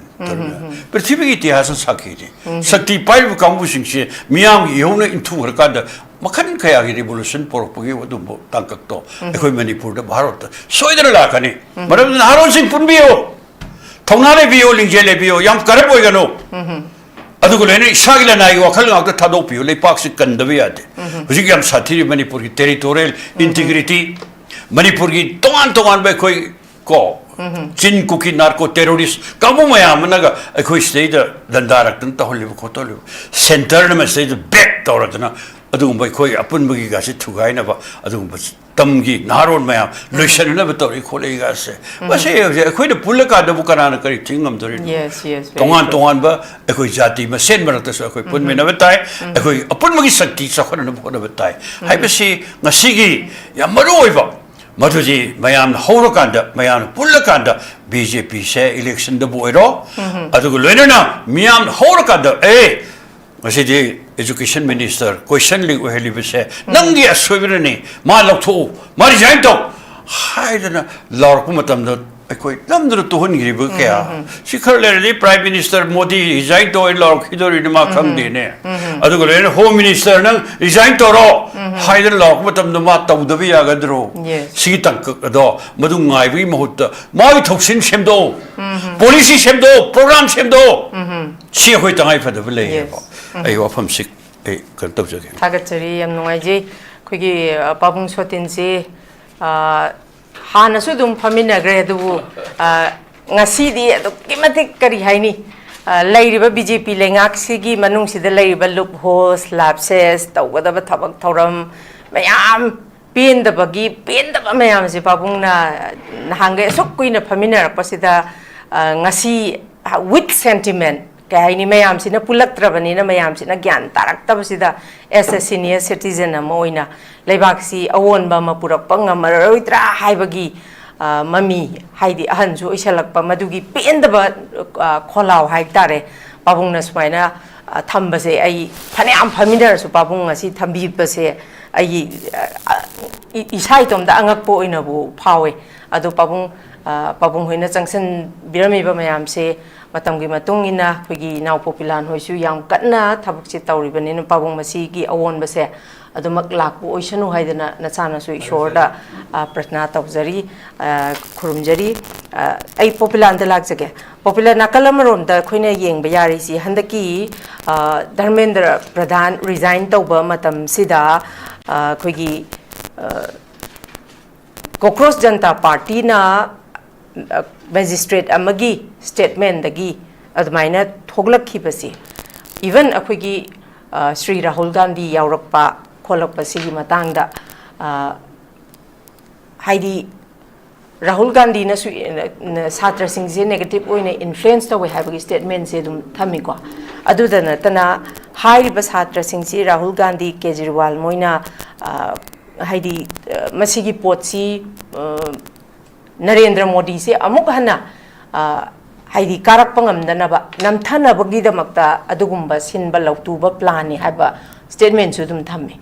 ꯑꯗꯨꯗ ꯅꯠꯇꯅ ꯄꯥꯀꯤꯁꯇꯥꯟꯒꯤ ꯑꯦꯖꯦꯟꯠꯅꯤ ꯍꯥꯏꯕ ꯐꯥꯎꯕꯒꯤ statement ꯐꯥꯎꯕ ꯊꯝꯃꯤꯅꯦꯕ ꯑꯗꯨꯗꯨꯅ ꯍꯧꯖꯤꯛ ꯁꯨꯃꯥꯏꯅ ꯍꯥꯏꯔꯤꯕ ꯑꯩꯈꯣꯏꯒꯤ ꯕꯤꯍꯥꯔꯗ ꯃꯙ꯭ꯌ ꯄ꯭ꯔꯗꯦꯁꯇ ꯁꯨꯃꯥꯏꯅ ꯃꯊꯪ ꯁꯨꯃꯥꯏꯅ ꯂꯥꯛꯇꯅ ꯕꯤꯖꯦꯄꯤꯅ ꯔꯨꯜ ꯇꯧꯔꯒ ꯂꯩꯕ ꯁ꯭ꯇꯦꯠꯁꯤꯡꯗ ꯕꯤꯖꯦꯄꯤ ꯃꯥꯏꯊꯤꯔꯛꯄ ꯍꯥꯏꯕꯁꯦ ꯑꯗꯨꯒ ꯙꯔꯃꯦꯟꯗ꯭ꯔ ꯄ꯭ꯔꯙꯥꯟ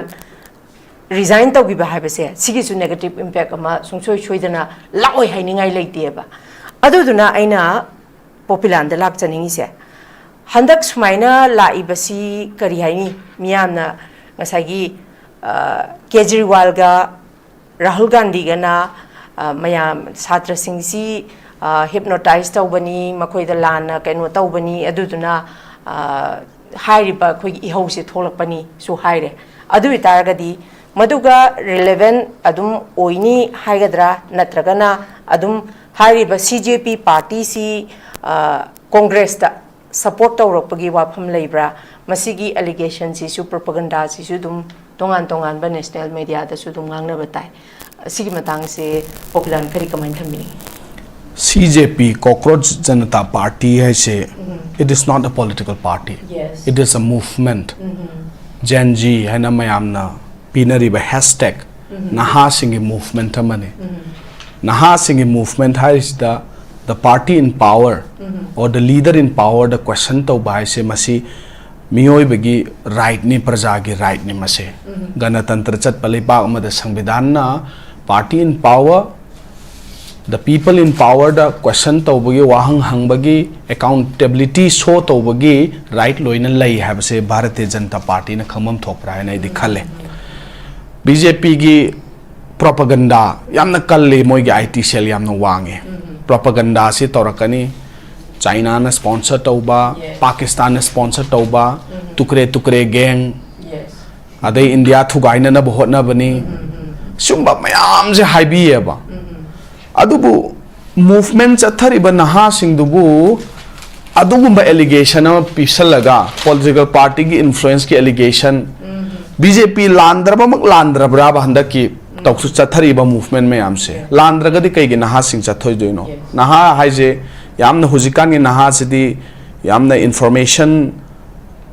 lauba thuba aware yamna oiraba society amane ba khoi di maram de khoi khubak sida loina uraba ngaktani everything every nook and corner da kari thoi habse Delhi gi jantar mantar da tawriba protest aduda manipur dagi naha mayam amusu chatlibane ba madusu congress party na thabane na haidoira ba ticket baraka aga Lairiba states mayam dagi Nagaland dagi Mizoram dagi corner dagi Kanyakumari dagi Kashmir dagi every states dagi political party ki differences loina thadoga party in power the person in power moina tawrise niyom chum dehna kholau se street ta thorak pe wane aba maram di hai bada ngang bada phajana tadraba lamda masida leader sing na manana karina tabidraba matamda ganatantra ge adhikar mo oina lamjau da lambi the street ta thor pa kholau larok pa haibe se masi piraga leiraba right amane aba masida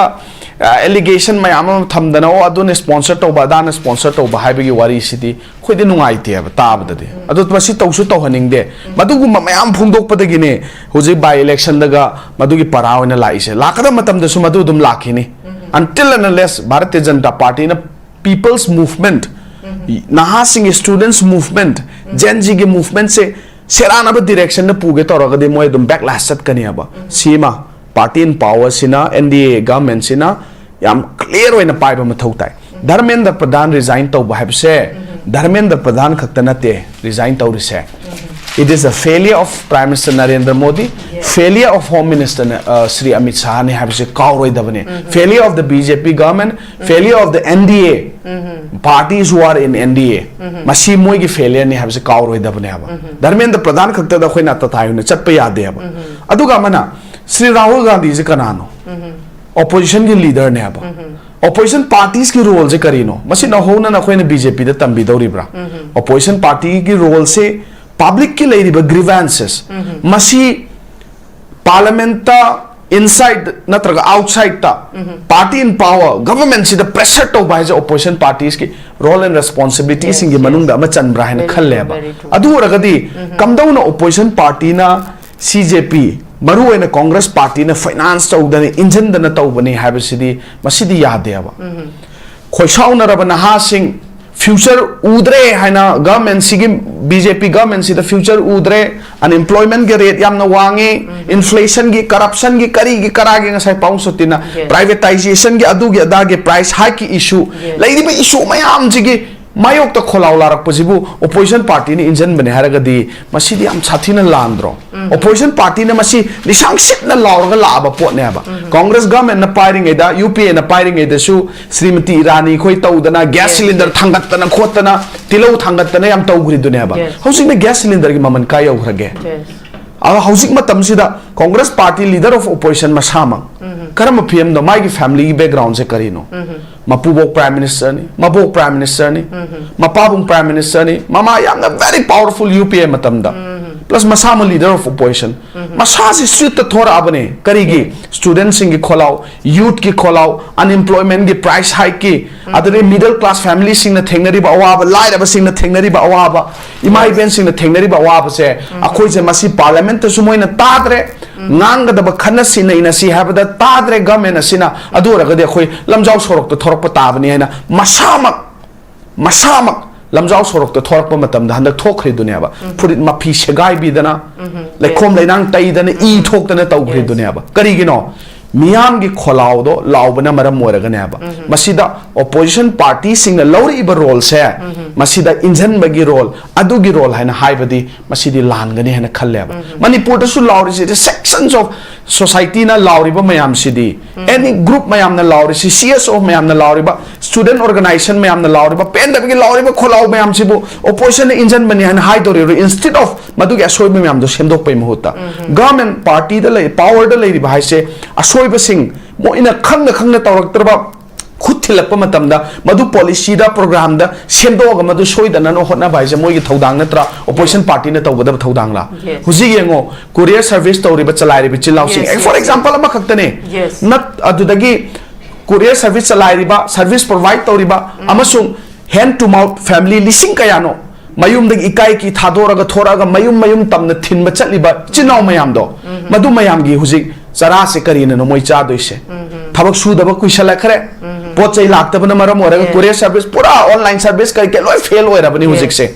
नुंदांग दा college car और थबक सुरगा चिंजा की food की delivery चली बिचिन लाउसिंग pot चई की daily needs की delivery चली बिचिन लाउसिंग मसी मयाम से ngasi चाखुम मै मुलाबा मतम सिदा मसी गवर्नमेंट ता खोइना खोलाव लाउदना कनादा लाउदोइनो very true मदुगी नहा मयाम दुना थोरगा स्ट्रीट ता थोरक मतम दा मदुसु ऑपोजिशन पार्टी ना कांग्रेस पार्टी ना नत्रगा लेरिबा अतोबा पार्टी सिने इंजन बने फाइनेंस तो बने ना लाउदोरिबरा गवर्नमेंट की फेलियर दो खुद थिलप मतम दा कांग्रेस ननी अदुननी अदाननी हेना लाउरगा लेबगी महुत्ता अखोइगी गवर्नमेंट सिना असोइबसे एक्सेप्ट तौरगा होय चुमेने मोइना लाउरिबो खोलाउसे मसीदा सोइरे मसीदा सोइरे मसीदा सोइरे अदुरगदि सोइरिबो पोचे खोइ कायदे सेमदोक मिनम मथौ ताय हेना सेमदोरा कान नत्रो पब्लिक की एप्रिसिएशन लाक्तोइसे इंस्टेड ऑफ अदु सेमदोक पे महुत्ता नापल न पिक थल्लगा लेरगदि यारोयबा सीजेपी की नेक्स्ट टारगेट से कना होइरबुगे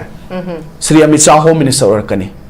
श्री नरेंद्र मोदी ओरकनी Narendra Modi is not popular among the BJP पांद्रबने मोइजे खीरबने अदुबु मोइना मोनोपोली पाइसलगा बिलियनर मल्टी बिलियनर्स मैम पाइसलगा लेगिबगी पावर दुना मैम जे वांगांग बंगमनदबई वाने आबा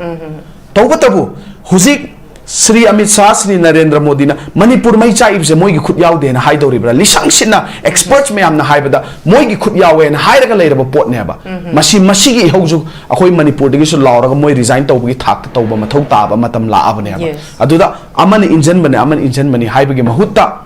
अकाउंटेबिलिटी दो फजना मियाम द शो तौबा हाइबसे रूलिंग पार्टी की थौदांगनी instead of blaming to the opposition parties अदुना सिगी ब्लेम गेम के थबक सेनान तुरन ngang बसी द खोइ तहोनिंगदे role of the opposition parties is to pressure the government government ना तौरप अफबदुदा मतेंग पांगनी गवर्नमेंट ना तौरपदुदा पब्लिक ता मियाम गी वेलफेयर द सोरकनी हाइबा तारगदी क्वेश्चन तौरकनी वांग हंकनी खोलाव लाउरकनी मसे गणतंत्र की फचब लिचत नेबा मसीगी लिचत से कौरप तारगदी मोइसे डेमोक्रेसी डेमोक्रेटिकली फॉर्म तौरिबा गवर्नमेंट असे उठाइरगा करिगुंबा अतोपा फॉर्म ऑफ गवर्नमेंट हाइ तारे डिक्टेटोरियल फॉर्म ऑफ गवर्नमेंट दा फुल फ्लेजेड ओइन लाकना होटनरिब्रा हाइबसु मसी अखोइ हंगदनिंगाइ मचाक लैते हाबनिदा मरमदि डेमोक्रेटिकली फॉर्म तो राबनी गवर्नमेंट ने हाइबा तारगसु मोइना पावर पाइना नमी दमते सिजनरिबा लालोंग मयाम नंपु शासनगी सिनरिबा लालोंग मयाम तौरिबा मयाम सिनदि अखोइ गणतंत्र चटप लेबाक अमदि ओइरक्तरे हाइबसे मयामना सि corner the ngangna report neba but the power is in the hand of the people of India soidana makki prajana masi para tambigani tambi ba hora abani just 45 50 mukta leiramaba Congress party do 99 100 yauna prajana chingkhatpi ibani 300 hena leirama BJP do government semba ngamdam ki thak te chingdhabira abani aba adudi one day karigi damakta masi ge oithok taningai karimta leite power is in the hand of the people मियाम ने सोइदना मके लाकदम मतम सिंगदा परा फजना मतिक चाना तंबिरकनी हाबजा खोइगा चेट पथाजबनी opposition leader of opposition Shri Rahul Gandhi अमदे ऑपोजिशन गी लेरिबा पार्टीज मयाम न लाउरिबा खोलाव वेलफेयर गी दमकता पब्लिक की वेलफेयर गी दमकता चथरिबा लंबी लमजाव सोरक थोकतना मिनोक मैसा कया खांगदना तौरिबा डिस्क्रिमिनेशन मयाम अम खांगदना ईडी सीबीआई थाजन बिदन ओपी नै बिबावदा स्टेन लेपिबसे मसी प्रजासिंगना खंगे लाकदम मतमदा मदु रिजल्ट ओइना सोइदन मकी उलकनी हाबसे खोया चेत थाजबने thank you very much okay थागचरी लोइशिलपदai ओजा जलान द लाकचगे ओजा जलान हौजिक्सी खोगी अंगसाय हाकनसु पंजाब खोगी एस्टैब्लिश पॉलिटिकल पार्टी सी सिदगी खितंग अमुक नाथैरकांदा इवन कोई मणिपुर गिसु हौजिक्से लाकदरुब इलेक्शन सिगी ओइना लोकल पार्टी हारगदी कोई रीजनल पार्टी सी तोंगान बा रीजनल पार्टी हौजिक्से कोई फॉर्म तौरगा थोकलकपा खोगी इंटेंडिंग कैंडिडेट पो कोई सिनी हाबसे दुम उरेको अदो सिगी मतंग सिदा वोट हेट लेपकपगी मतंग दा सेन याउद्रगदी कदाइदे पैसाना वोट लेपतोइनो सेन पैसा पीद्रगदी वोट थादर ओइ हाबगी कै हाइनी सिगुंबगी अकीबा कैनो सिबना अदुम मंगोंद नेगेटिव एनर्जी मदुम लैबा अदुना even हौजिक्सी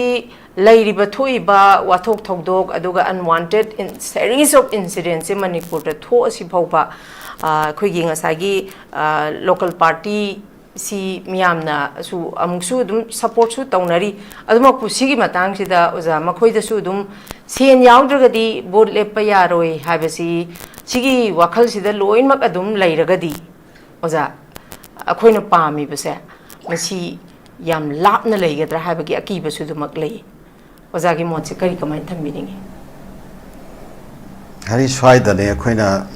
akhoi khunai sida samam na ba hetare akhoi da near future da akhoi gi karigomba awon ba hong ba ma akhoi lakadra habagi wa asha do adai da samam na ba phau ba matang ma hek lai se to samam na ba phau ri ba se si ge maru oi ba cause ani khak lai ba ko factor ani khak ko amana akhoi gi objective factor ori ba akhoi gi miyam se masi hojik phau makeup thok tri ba akhoi miyam sina gyan ta ra ka tawgada ba thau ne ba se akhoi gi miyam sina akhoi na mayok na ri ba samasya si gi horak pham akhoi phajana khangdri ba ado targeti akhoi gi miyam sina afaba magi representative krai di puthora da ke ngasi akhoi gi leriba representative sing sina akhoi gi leipak se ma se nungai yai phaba leipak aboina thamgada bodo ngasi nungai yai phaba leipa moina thambangam tri se akhoi gi representative si shoi bada gi ni ab se akhoi gi miyam na understand tawba mathau tawgada bane ba ado ngasi akhoi gi miyam se understand tawte ba tawba ngam de ba hari adu hi mohota kari lai election ge matam da akhoi paisa logani saksa haijan gani adagi korfu korfang party li hani sreista sakani paisa logani adagi election lora matung da mok kari tawni lambi da street ta khoi slogan law thorkani rubber bullet chagani adagi khoi tear gas chagani adagi water cannon chagani akhoi tawrisi election lora kana street ta law chakadoriba street ta ngasai law hri myam do adu election da ngasai adu issue du da election du tawnan election du da khoi vote pi ba adu pot leiti ba khoi se ta khoi gi kano se adu thok tana ba ta hok da ba do na khoi CSO myam law ri se ri sidi pressure group ne law bai wani government to go policy program ba da madu lephan nana ba pressure pi ba yai na traga kaigumo policy program khara paikhala nana ba law di ngam me ba CSO se but tawgadori ba policy program do policy makers to the legislature kangu sini political leader sing sine ba de tar di political leader se akhoina afaba political leader puthok pa hai se akhoi loina ki responsibility ne na khan ga do bane ba ada nakal amrom dana CSO singsida mu kai dawni election ni mea da akhoi di ranji yaw da bani haibasi gi ground da muka leithuani adagi amuka leader sing khangde ama khangde kari gram ama singsina paktha naraga dum to so yawnari ko shuma makhal gi that kind of situation sina maram orakanda lamdam sida akhoi gi political scenario si change to ngam da ba adugumba laina ama khak akhoi silai aduna maram orakanda kana la I haiba kanda Miki street of Hajana fight Toraga, a ground situation, Fajana analysis Toraga, Tangaraga, struggle Toraga, Lakpa, political activist Singto. Madudaki, a political leader, Semasi, Wahanaba political leader, Kananaba. Adu Wakalduri Taudre, Sien Pairaga, Laktaragadi, Mido, Aquina Sage, Bevarto, and respect of Salani. Hari Hausik Aquise. I show me example giwani ko. Ako si ase program to I se ba. Program to da yaubi you hain invite to riba kangbu sina ying isi kai mai kanda program se da yau ga riba mi sigi magi keno tu yeng wa ba. Mi do kana no yeng wa mai quality yeng wa ba. Mi do na kya intra kadori mo si yeng ya ba. Ala nga sai kakari sinfam dagi talori pesano khangdaba adum puthoga lising yangai hapcha le haradi nasai ngarang nahan khakta aswaida phaireng turenga khoi gi kainom torum bagi pochai kai kawa toru ever kaino jail daga leiru go kholu thora lising yangai hapcha ladi chief guest ki pham le rame abati yes ada nahan dagi ground work ta masida habu hanai meak marak tam miam ga khusam nadra work tawdra meeting tawdra radi issue meam raise tawdra toriu kambu do adi thing sai yangai do hapang ngam davina magi maning thang bagi ro do pham le rangwane natraga audience ki kano do ro do pham le rangwane that kind of situation is here very true adu targadi kamaina khoi khunai se change lakhato ara khoi khunai se change lakhan che ba targadi an bada khoi objective factor se masi ke mindset change to bam sangi akhoi objective factor se ke mindset change to on gori bi karana no haiba kanda masa mathanta akhoi miyam chena mindset se change to jara kada ba natte ba mindset change to handuri se akoi subjective factor wariba akoi political party sing aduga masiga iroina na akoi civic akoi bodies organization lairiba mayam se masigi in coordination da akoi sanction ba akoi movement amakakna akoi miyam se mindset change to ngedab ne ba adi taragadi akoi lairiba political parties sing sigi consolidated oiba aduba yamna farm oiba yamna determinate oiba grassroots level gi mobilization work ma akoi manipur miyam Sirishra Haura Bravo. And I say regional tendencies with the national interest, with the national outlook. This is important. Madam, the Manipur Gumbai, Sirishita, center na, Z culture, the Pamule Pontoga Sanava, that kind of system, Duna, I could laser Paki Pua, you cannot sing Shiraz over, setting people will lay over. The Taragadi, Manipur and a sea lady, Pocha, Hojiki, Ladiva, Egypt, Sisiki, center the labor leader Singshina, Sirishra Mok Shepa policy, Krasanavagi, Madu is a thing is a queen of Yamin Narabanina. Masriga Quina Kange have a Taragadi, regional tendencies, the work to riba, resident parties may amsiga, national parties may amsiga, see United Front Nama Sembi Row, 1990 Giadaida, Aquay Sembi Kiva, Dugomba, Aduga City Arker and Birgi, Nalusingba, Lepka Yauba, Apunba government, Nama Lakewa, Aquay Lakedrava Pabum Parizat, Quaker Yauba, Kanoya Uncle Nara Quaker Yauba, Uncle Mangi Quaker Yauba. ZU Janata Dolgia, Pabung Amutombi, Quaker government, Lakpo United Front government Gumma. So any United Front group Ama Sembiro,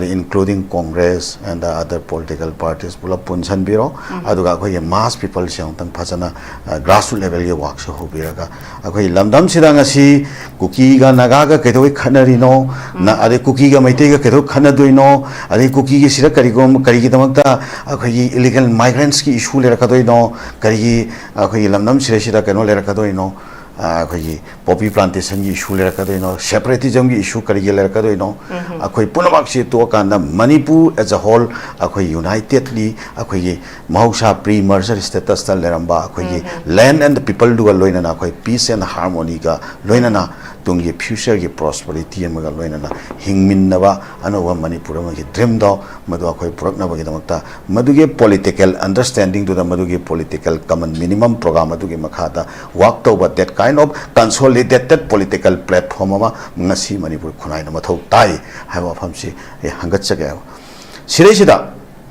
Sigi example say, Orishada BJP, BJD, Biju Janata Dol say, Masi Intu Nabagidamata, Dhamendra, Pradhan Naibauji Education Minister Sena, Mana Lokiba, my role, Shika election, Mamang election to the Hakana, Manangasagi, Hausi BJT, Sidakweki, Orishagi Nataba, Atopa, Mapangi, Adumba, bureaucrats, Aduga, BJT, Chip Nabil Patnai, quite Naba, Akweki, Sheshira, BK, Pandian, Gomleva, Sisina, Queki, Hausi Canos Navin Patnai, Masaji, Health Chip, Hatchalamatam Sida, Mana, Henna, Queki, consolidated Canos, Power Semana, handle to Wiponam Lakosida, Akwe Orishagi, Aduma home rule government. And the Session Man Harsi, Akwegi, Yampazaba, slogan, Lauriko, Duty Fulab, Bahut Bala Hanako. Center the Swiss state, so Animata Lotus Hatpa, Adu Gamenava, Aduga Makogi, Akwaya, Canose, Akway Assista or Diana. Oriagi Adumba Pride Dinako, see slogan and isi movement or Kana, Sagi, Kanogi BJT government, say to Hibani, Shumaito na, Akois Manipuri pride the Yum Pamoiba. National political party or so Manipuri coexistence the Yum Pamoiba. Manipuri Magi unique waiba existence, Amasung Akogi Leriba, Akogi Kanogi geo political and the ethnic situation may am say Masida Masiki realities the Yam Chapchana. Dumba Kanoto commitment labor, that kind of a common minimum program, Uncle Putopiraga, a Manipuri future year roadmap, Sine and Tambirakanda, and the Kilakata elections, Sanction Viragadi.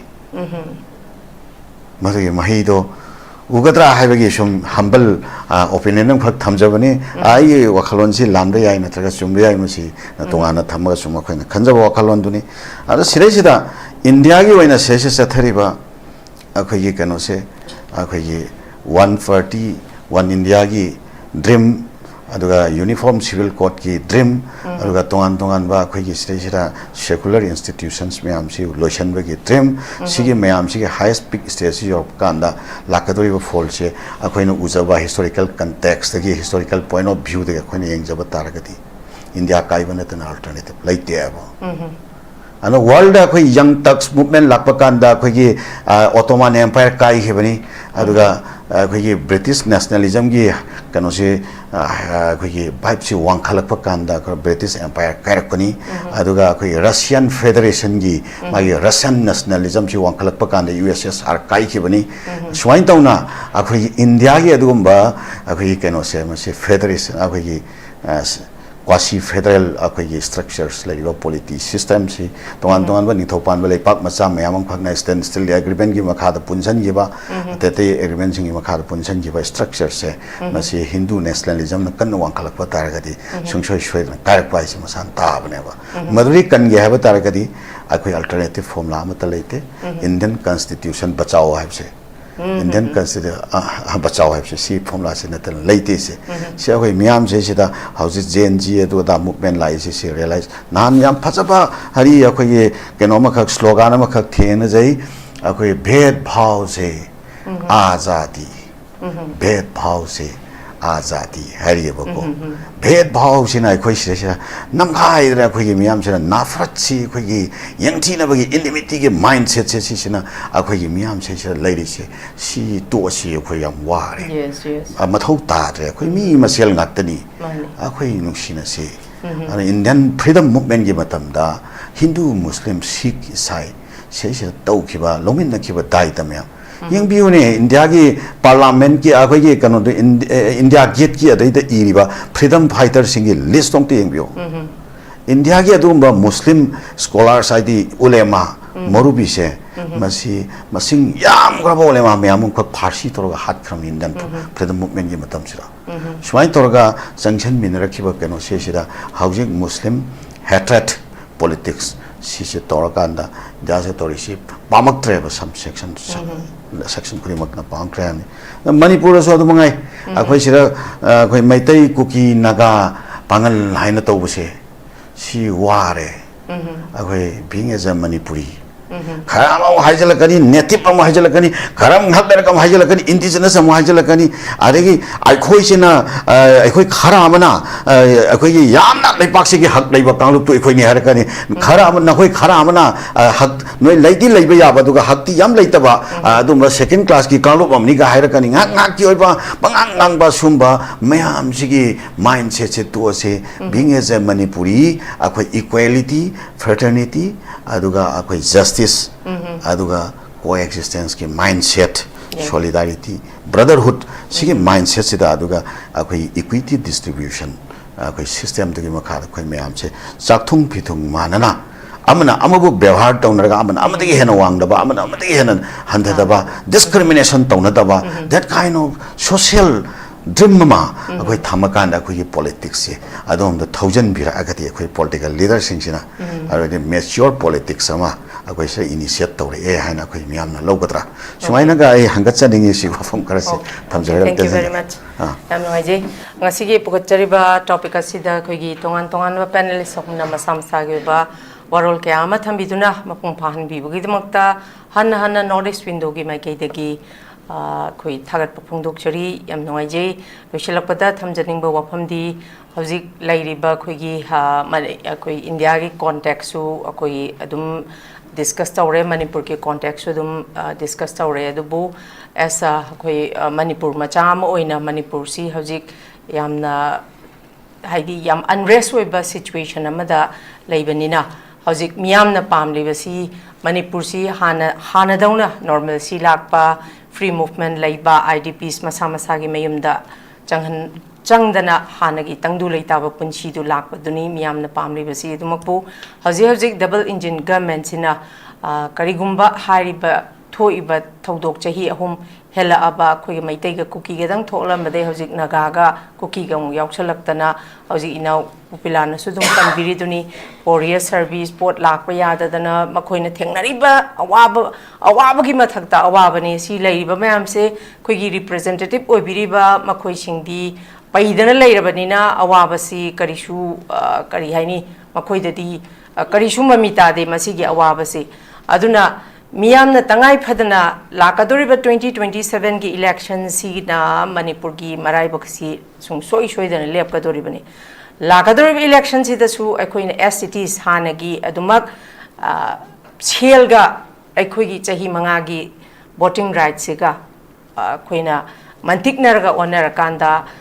अखोइगी Manipur बु कलोइदबा लैरिबा अखोइगी youth सिंगी grievances सिंग अदुगा लैरिबा अखोइगी policy program schemes mayam si magi khuchabi singchina adumak paira kanda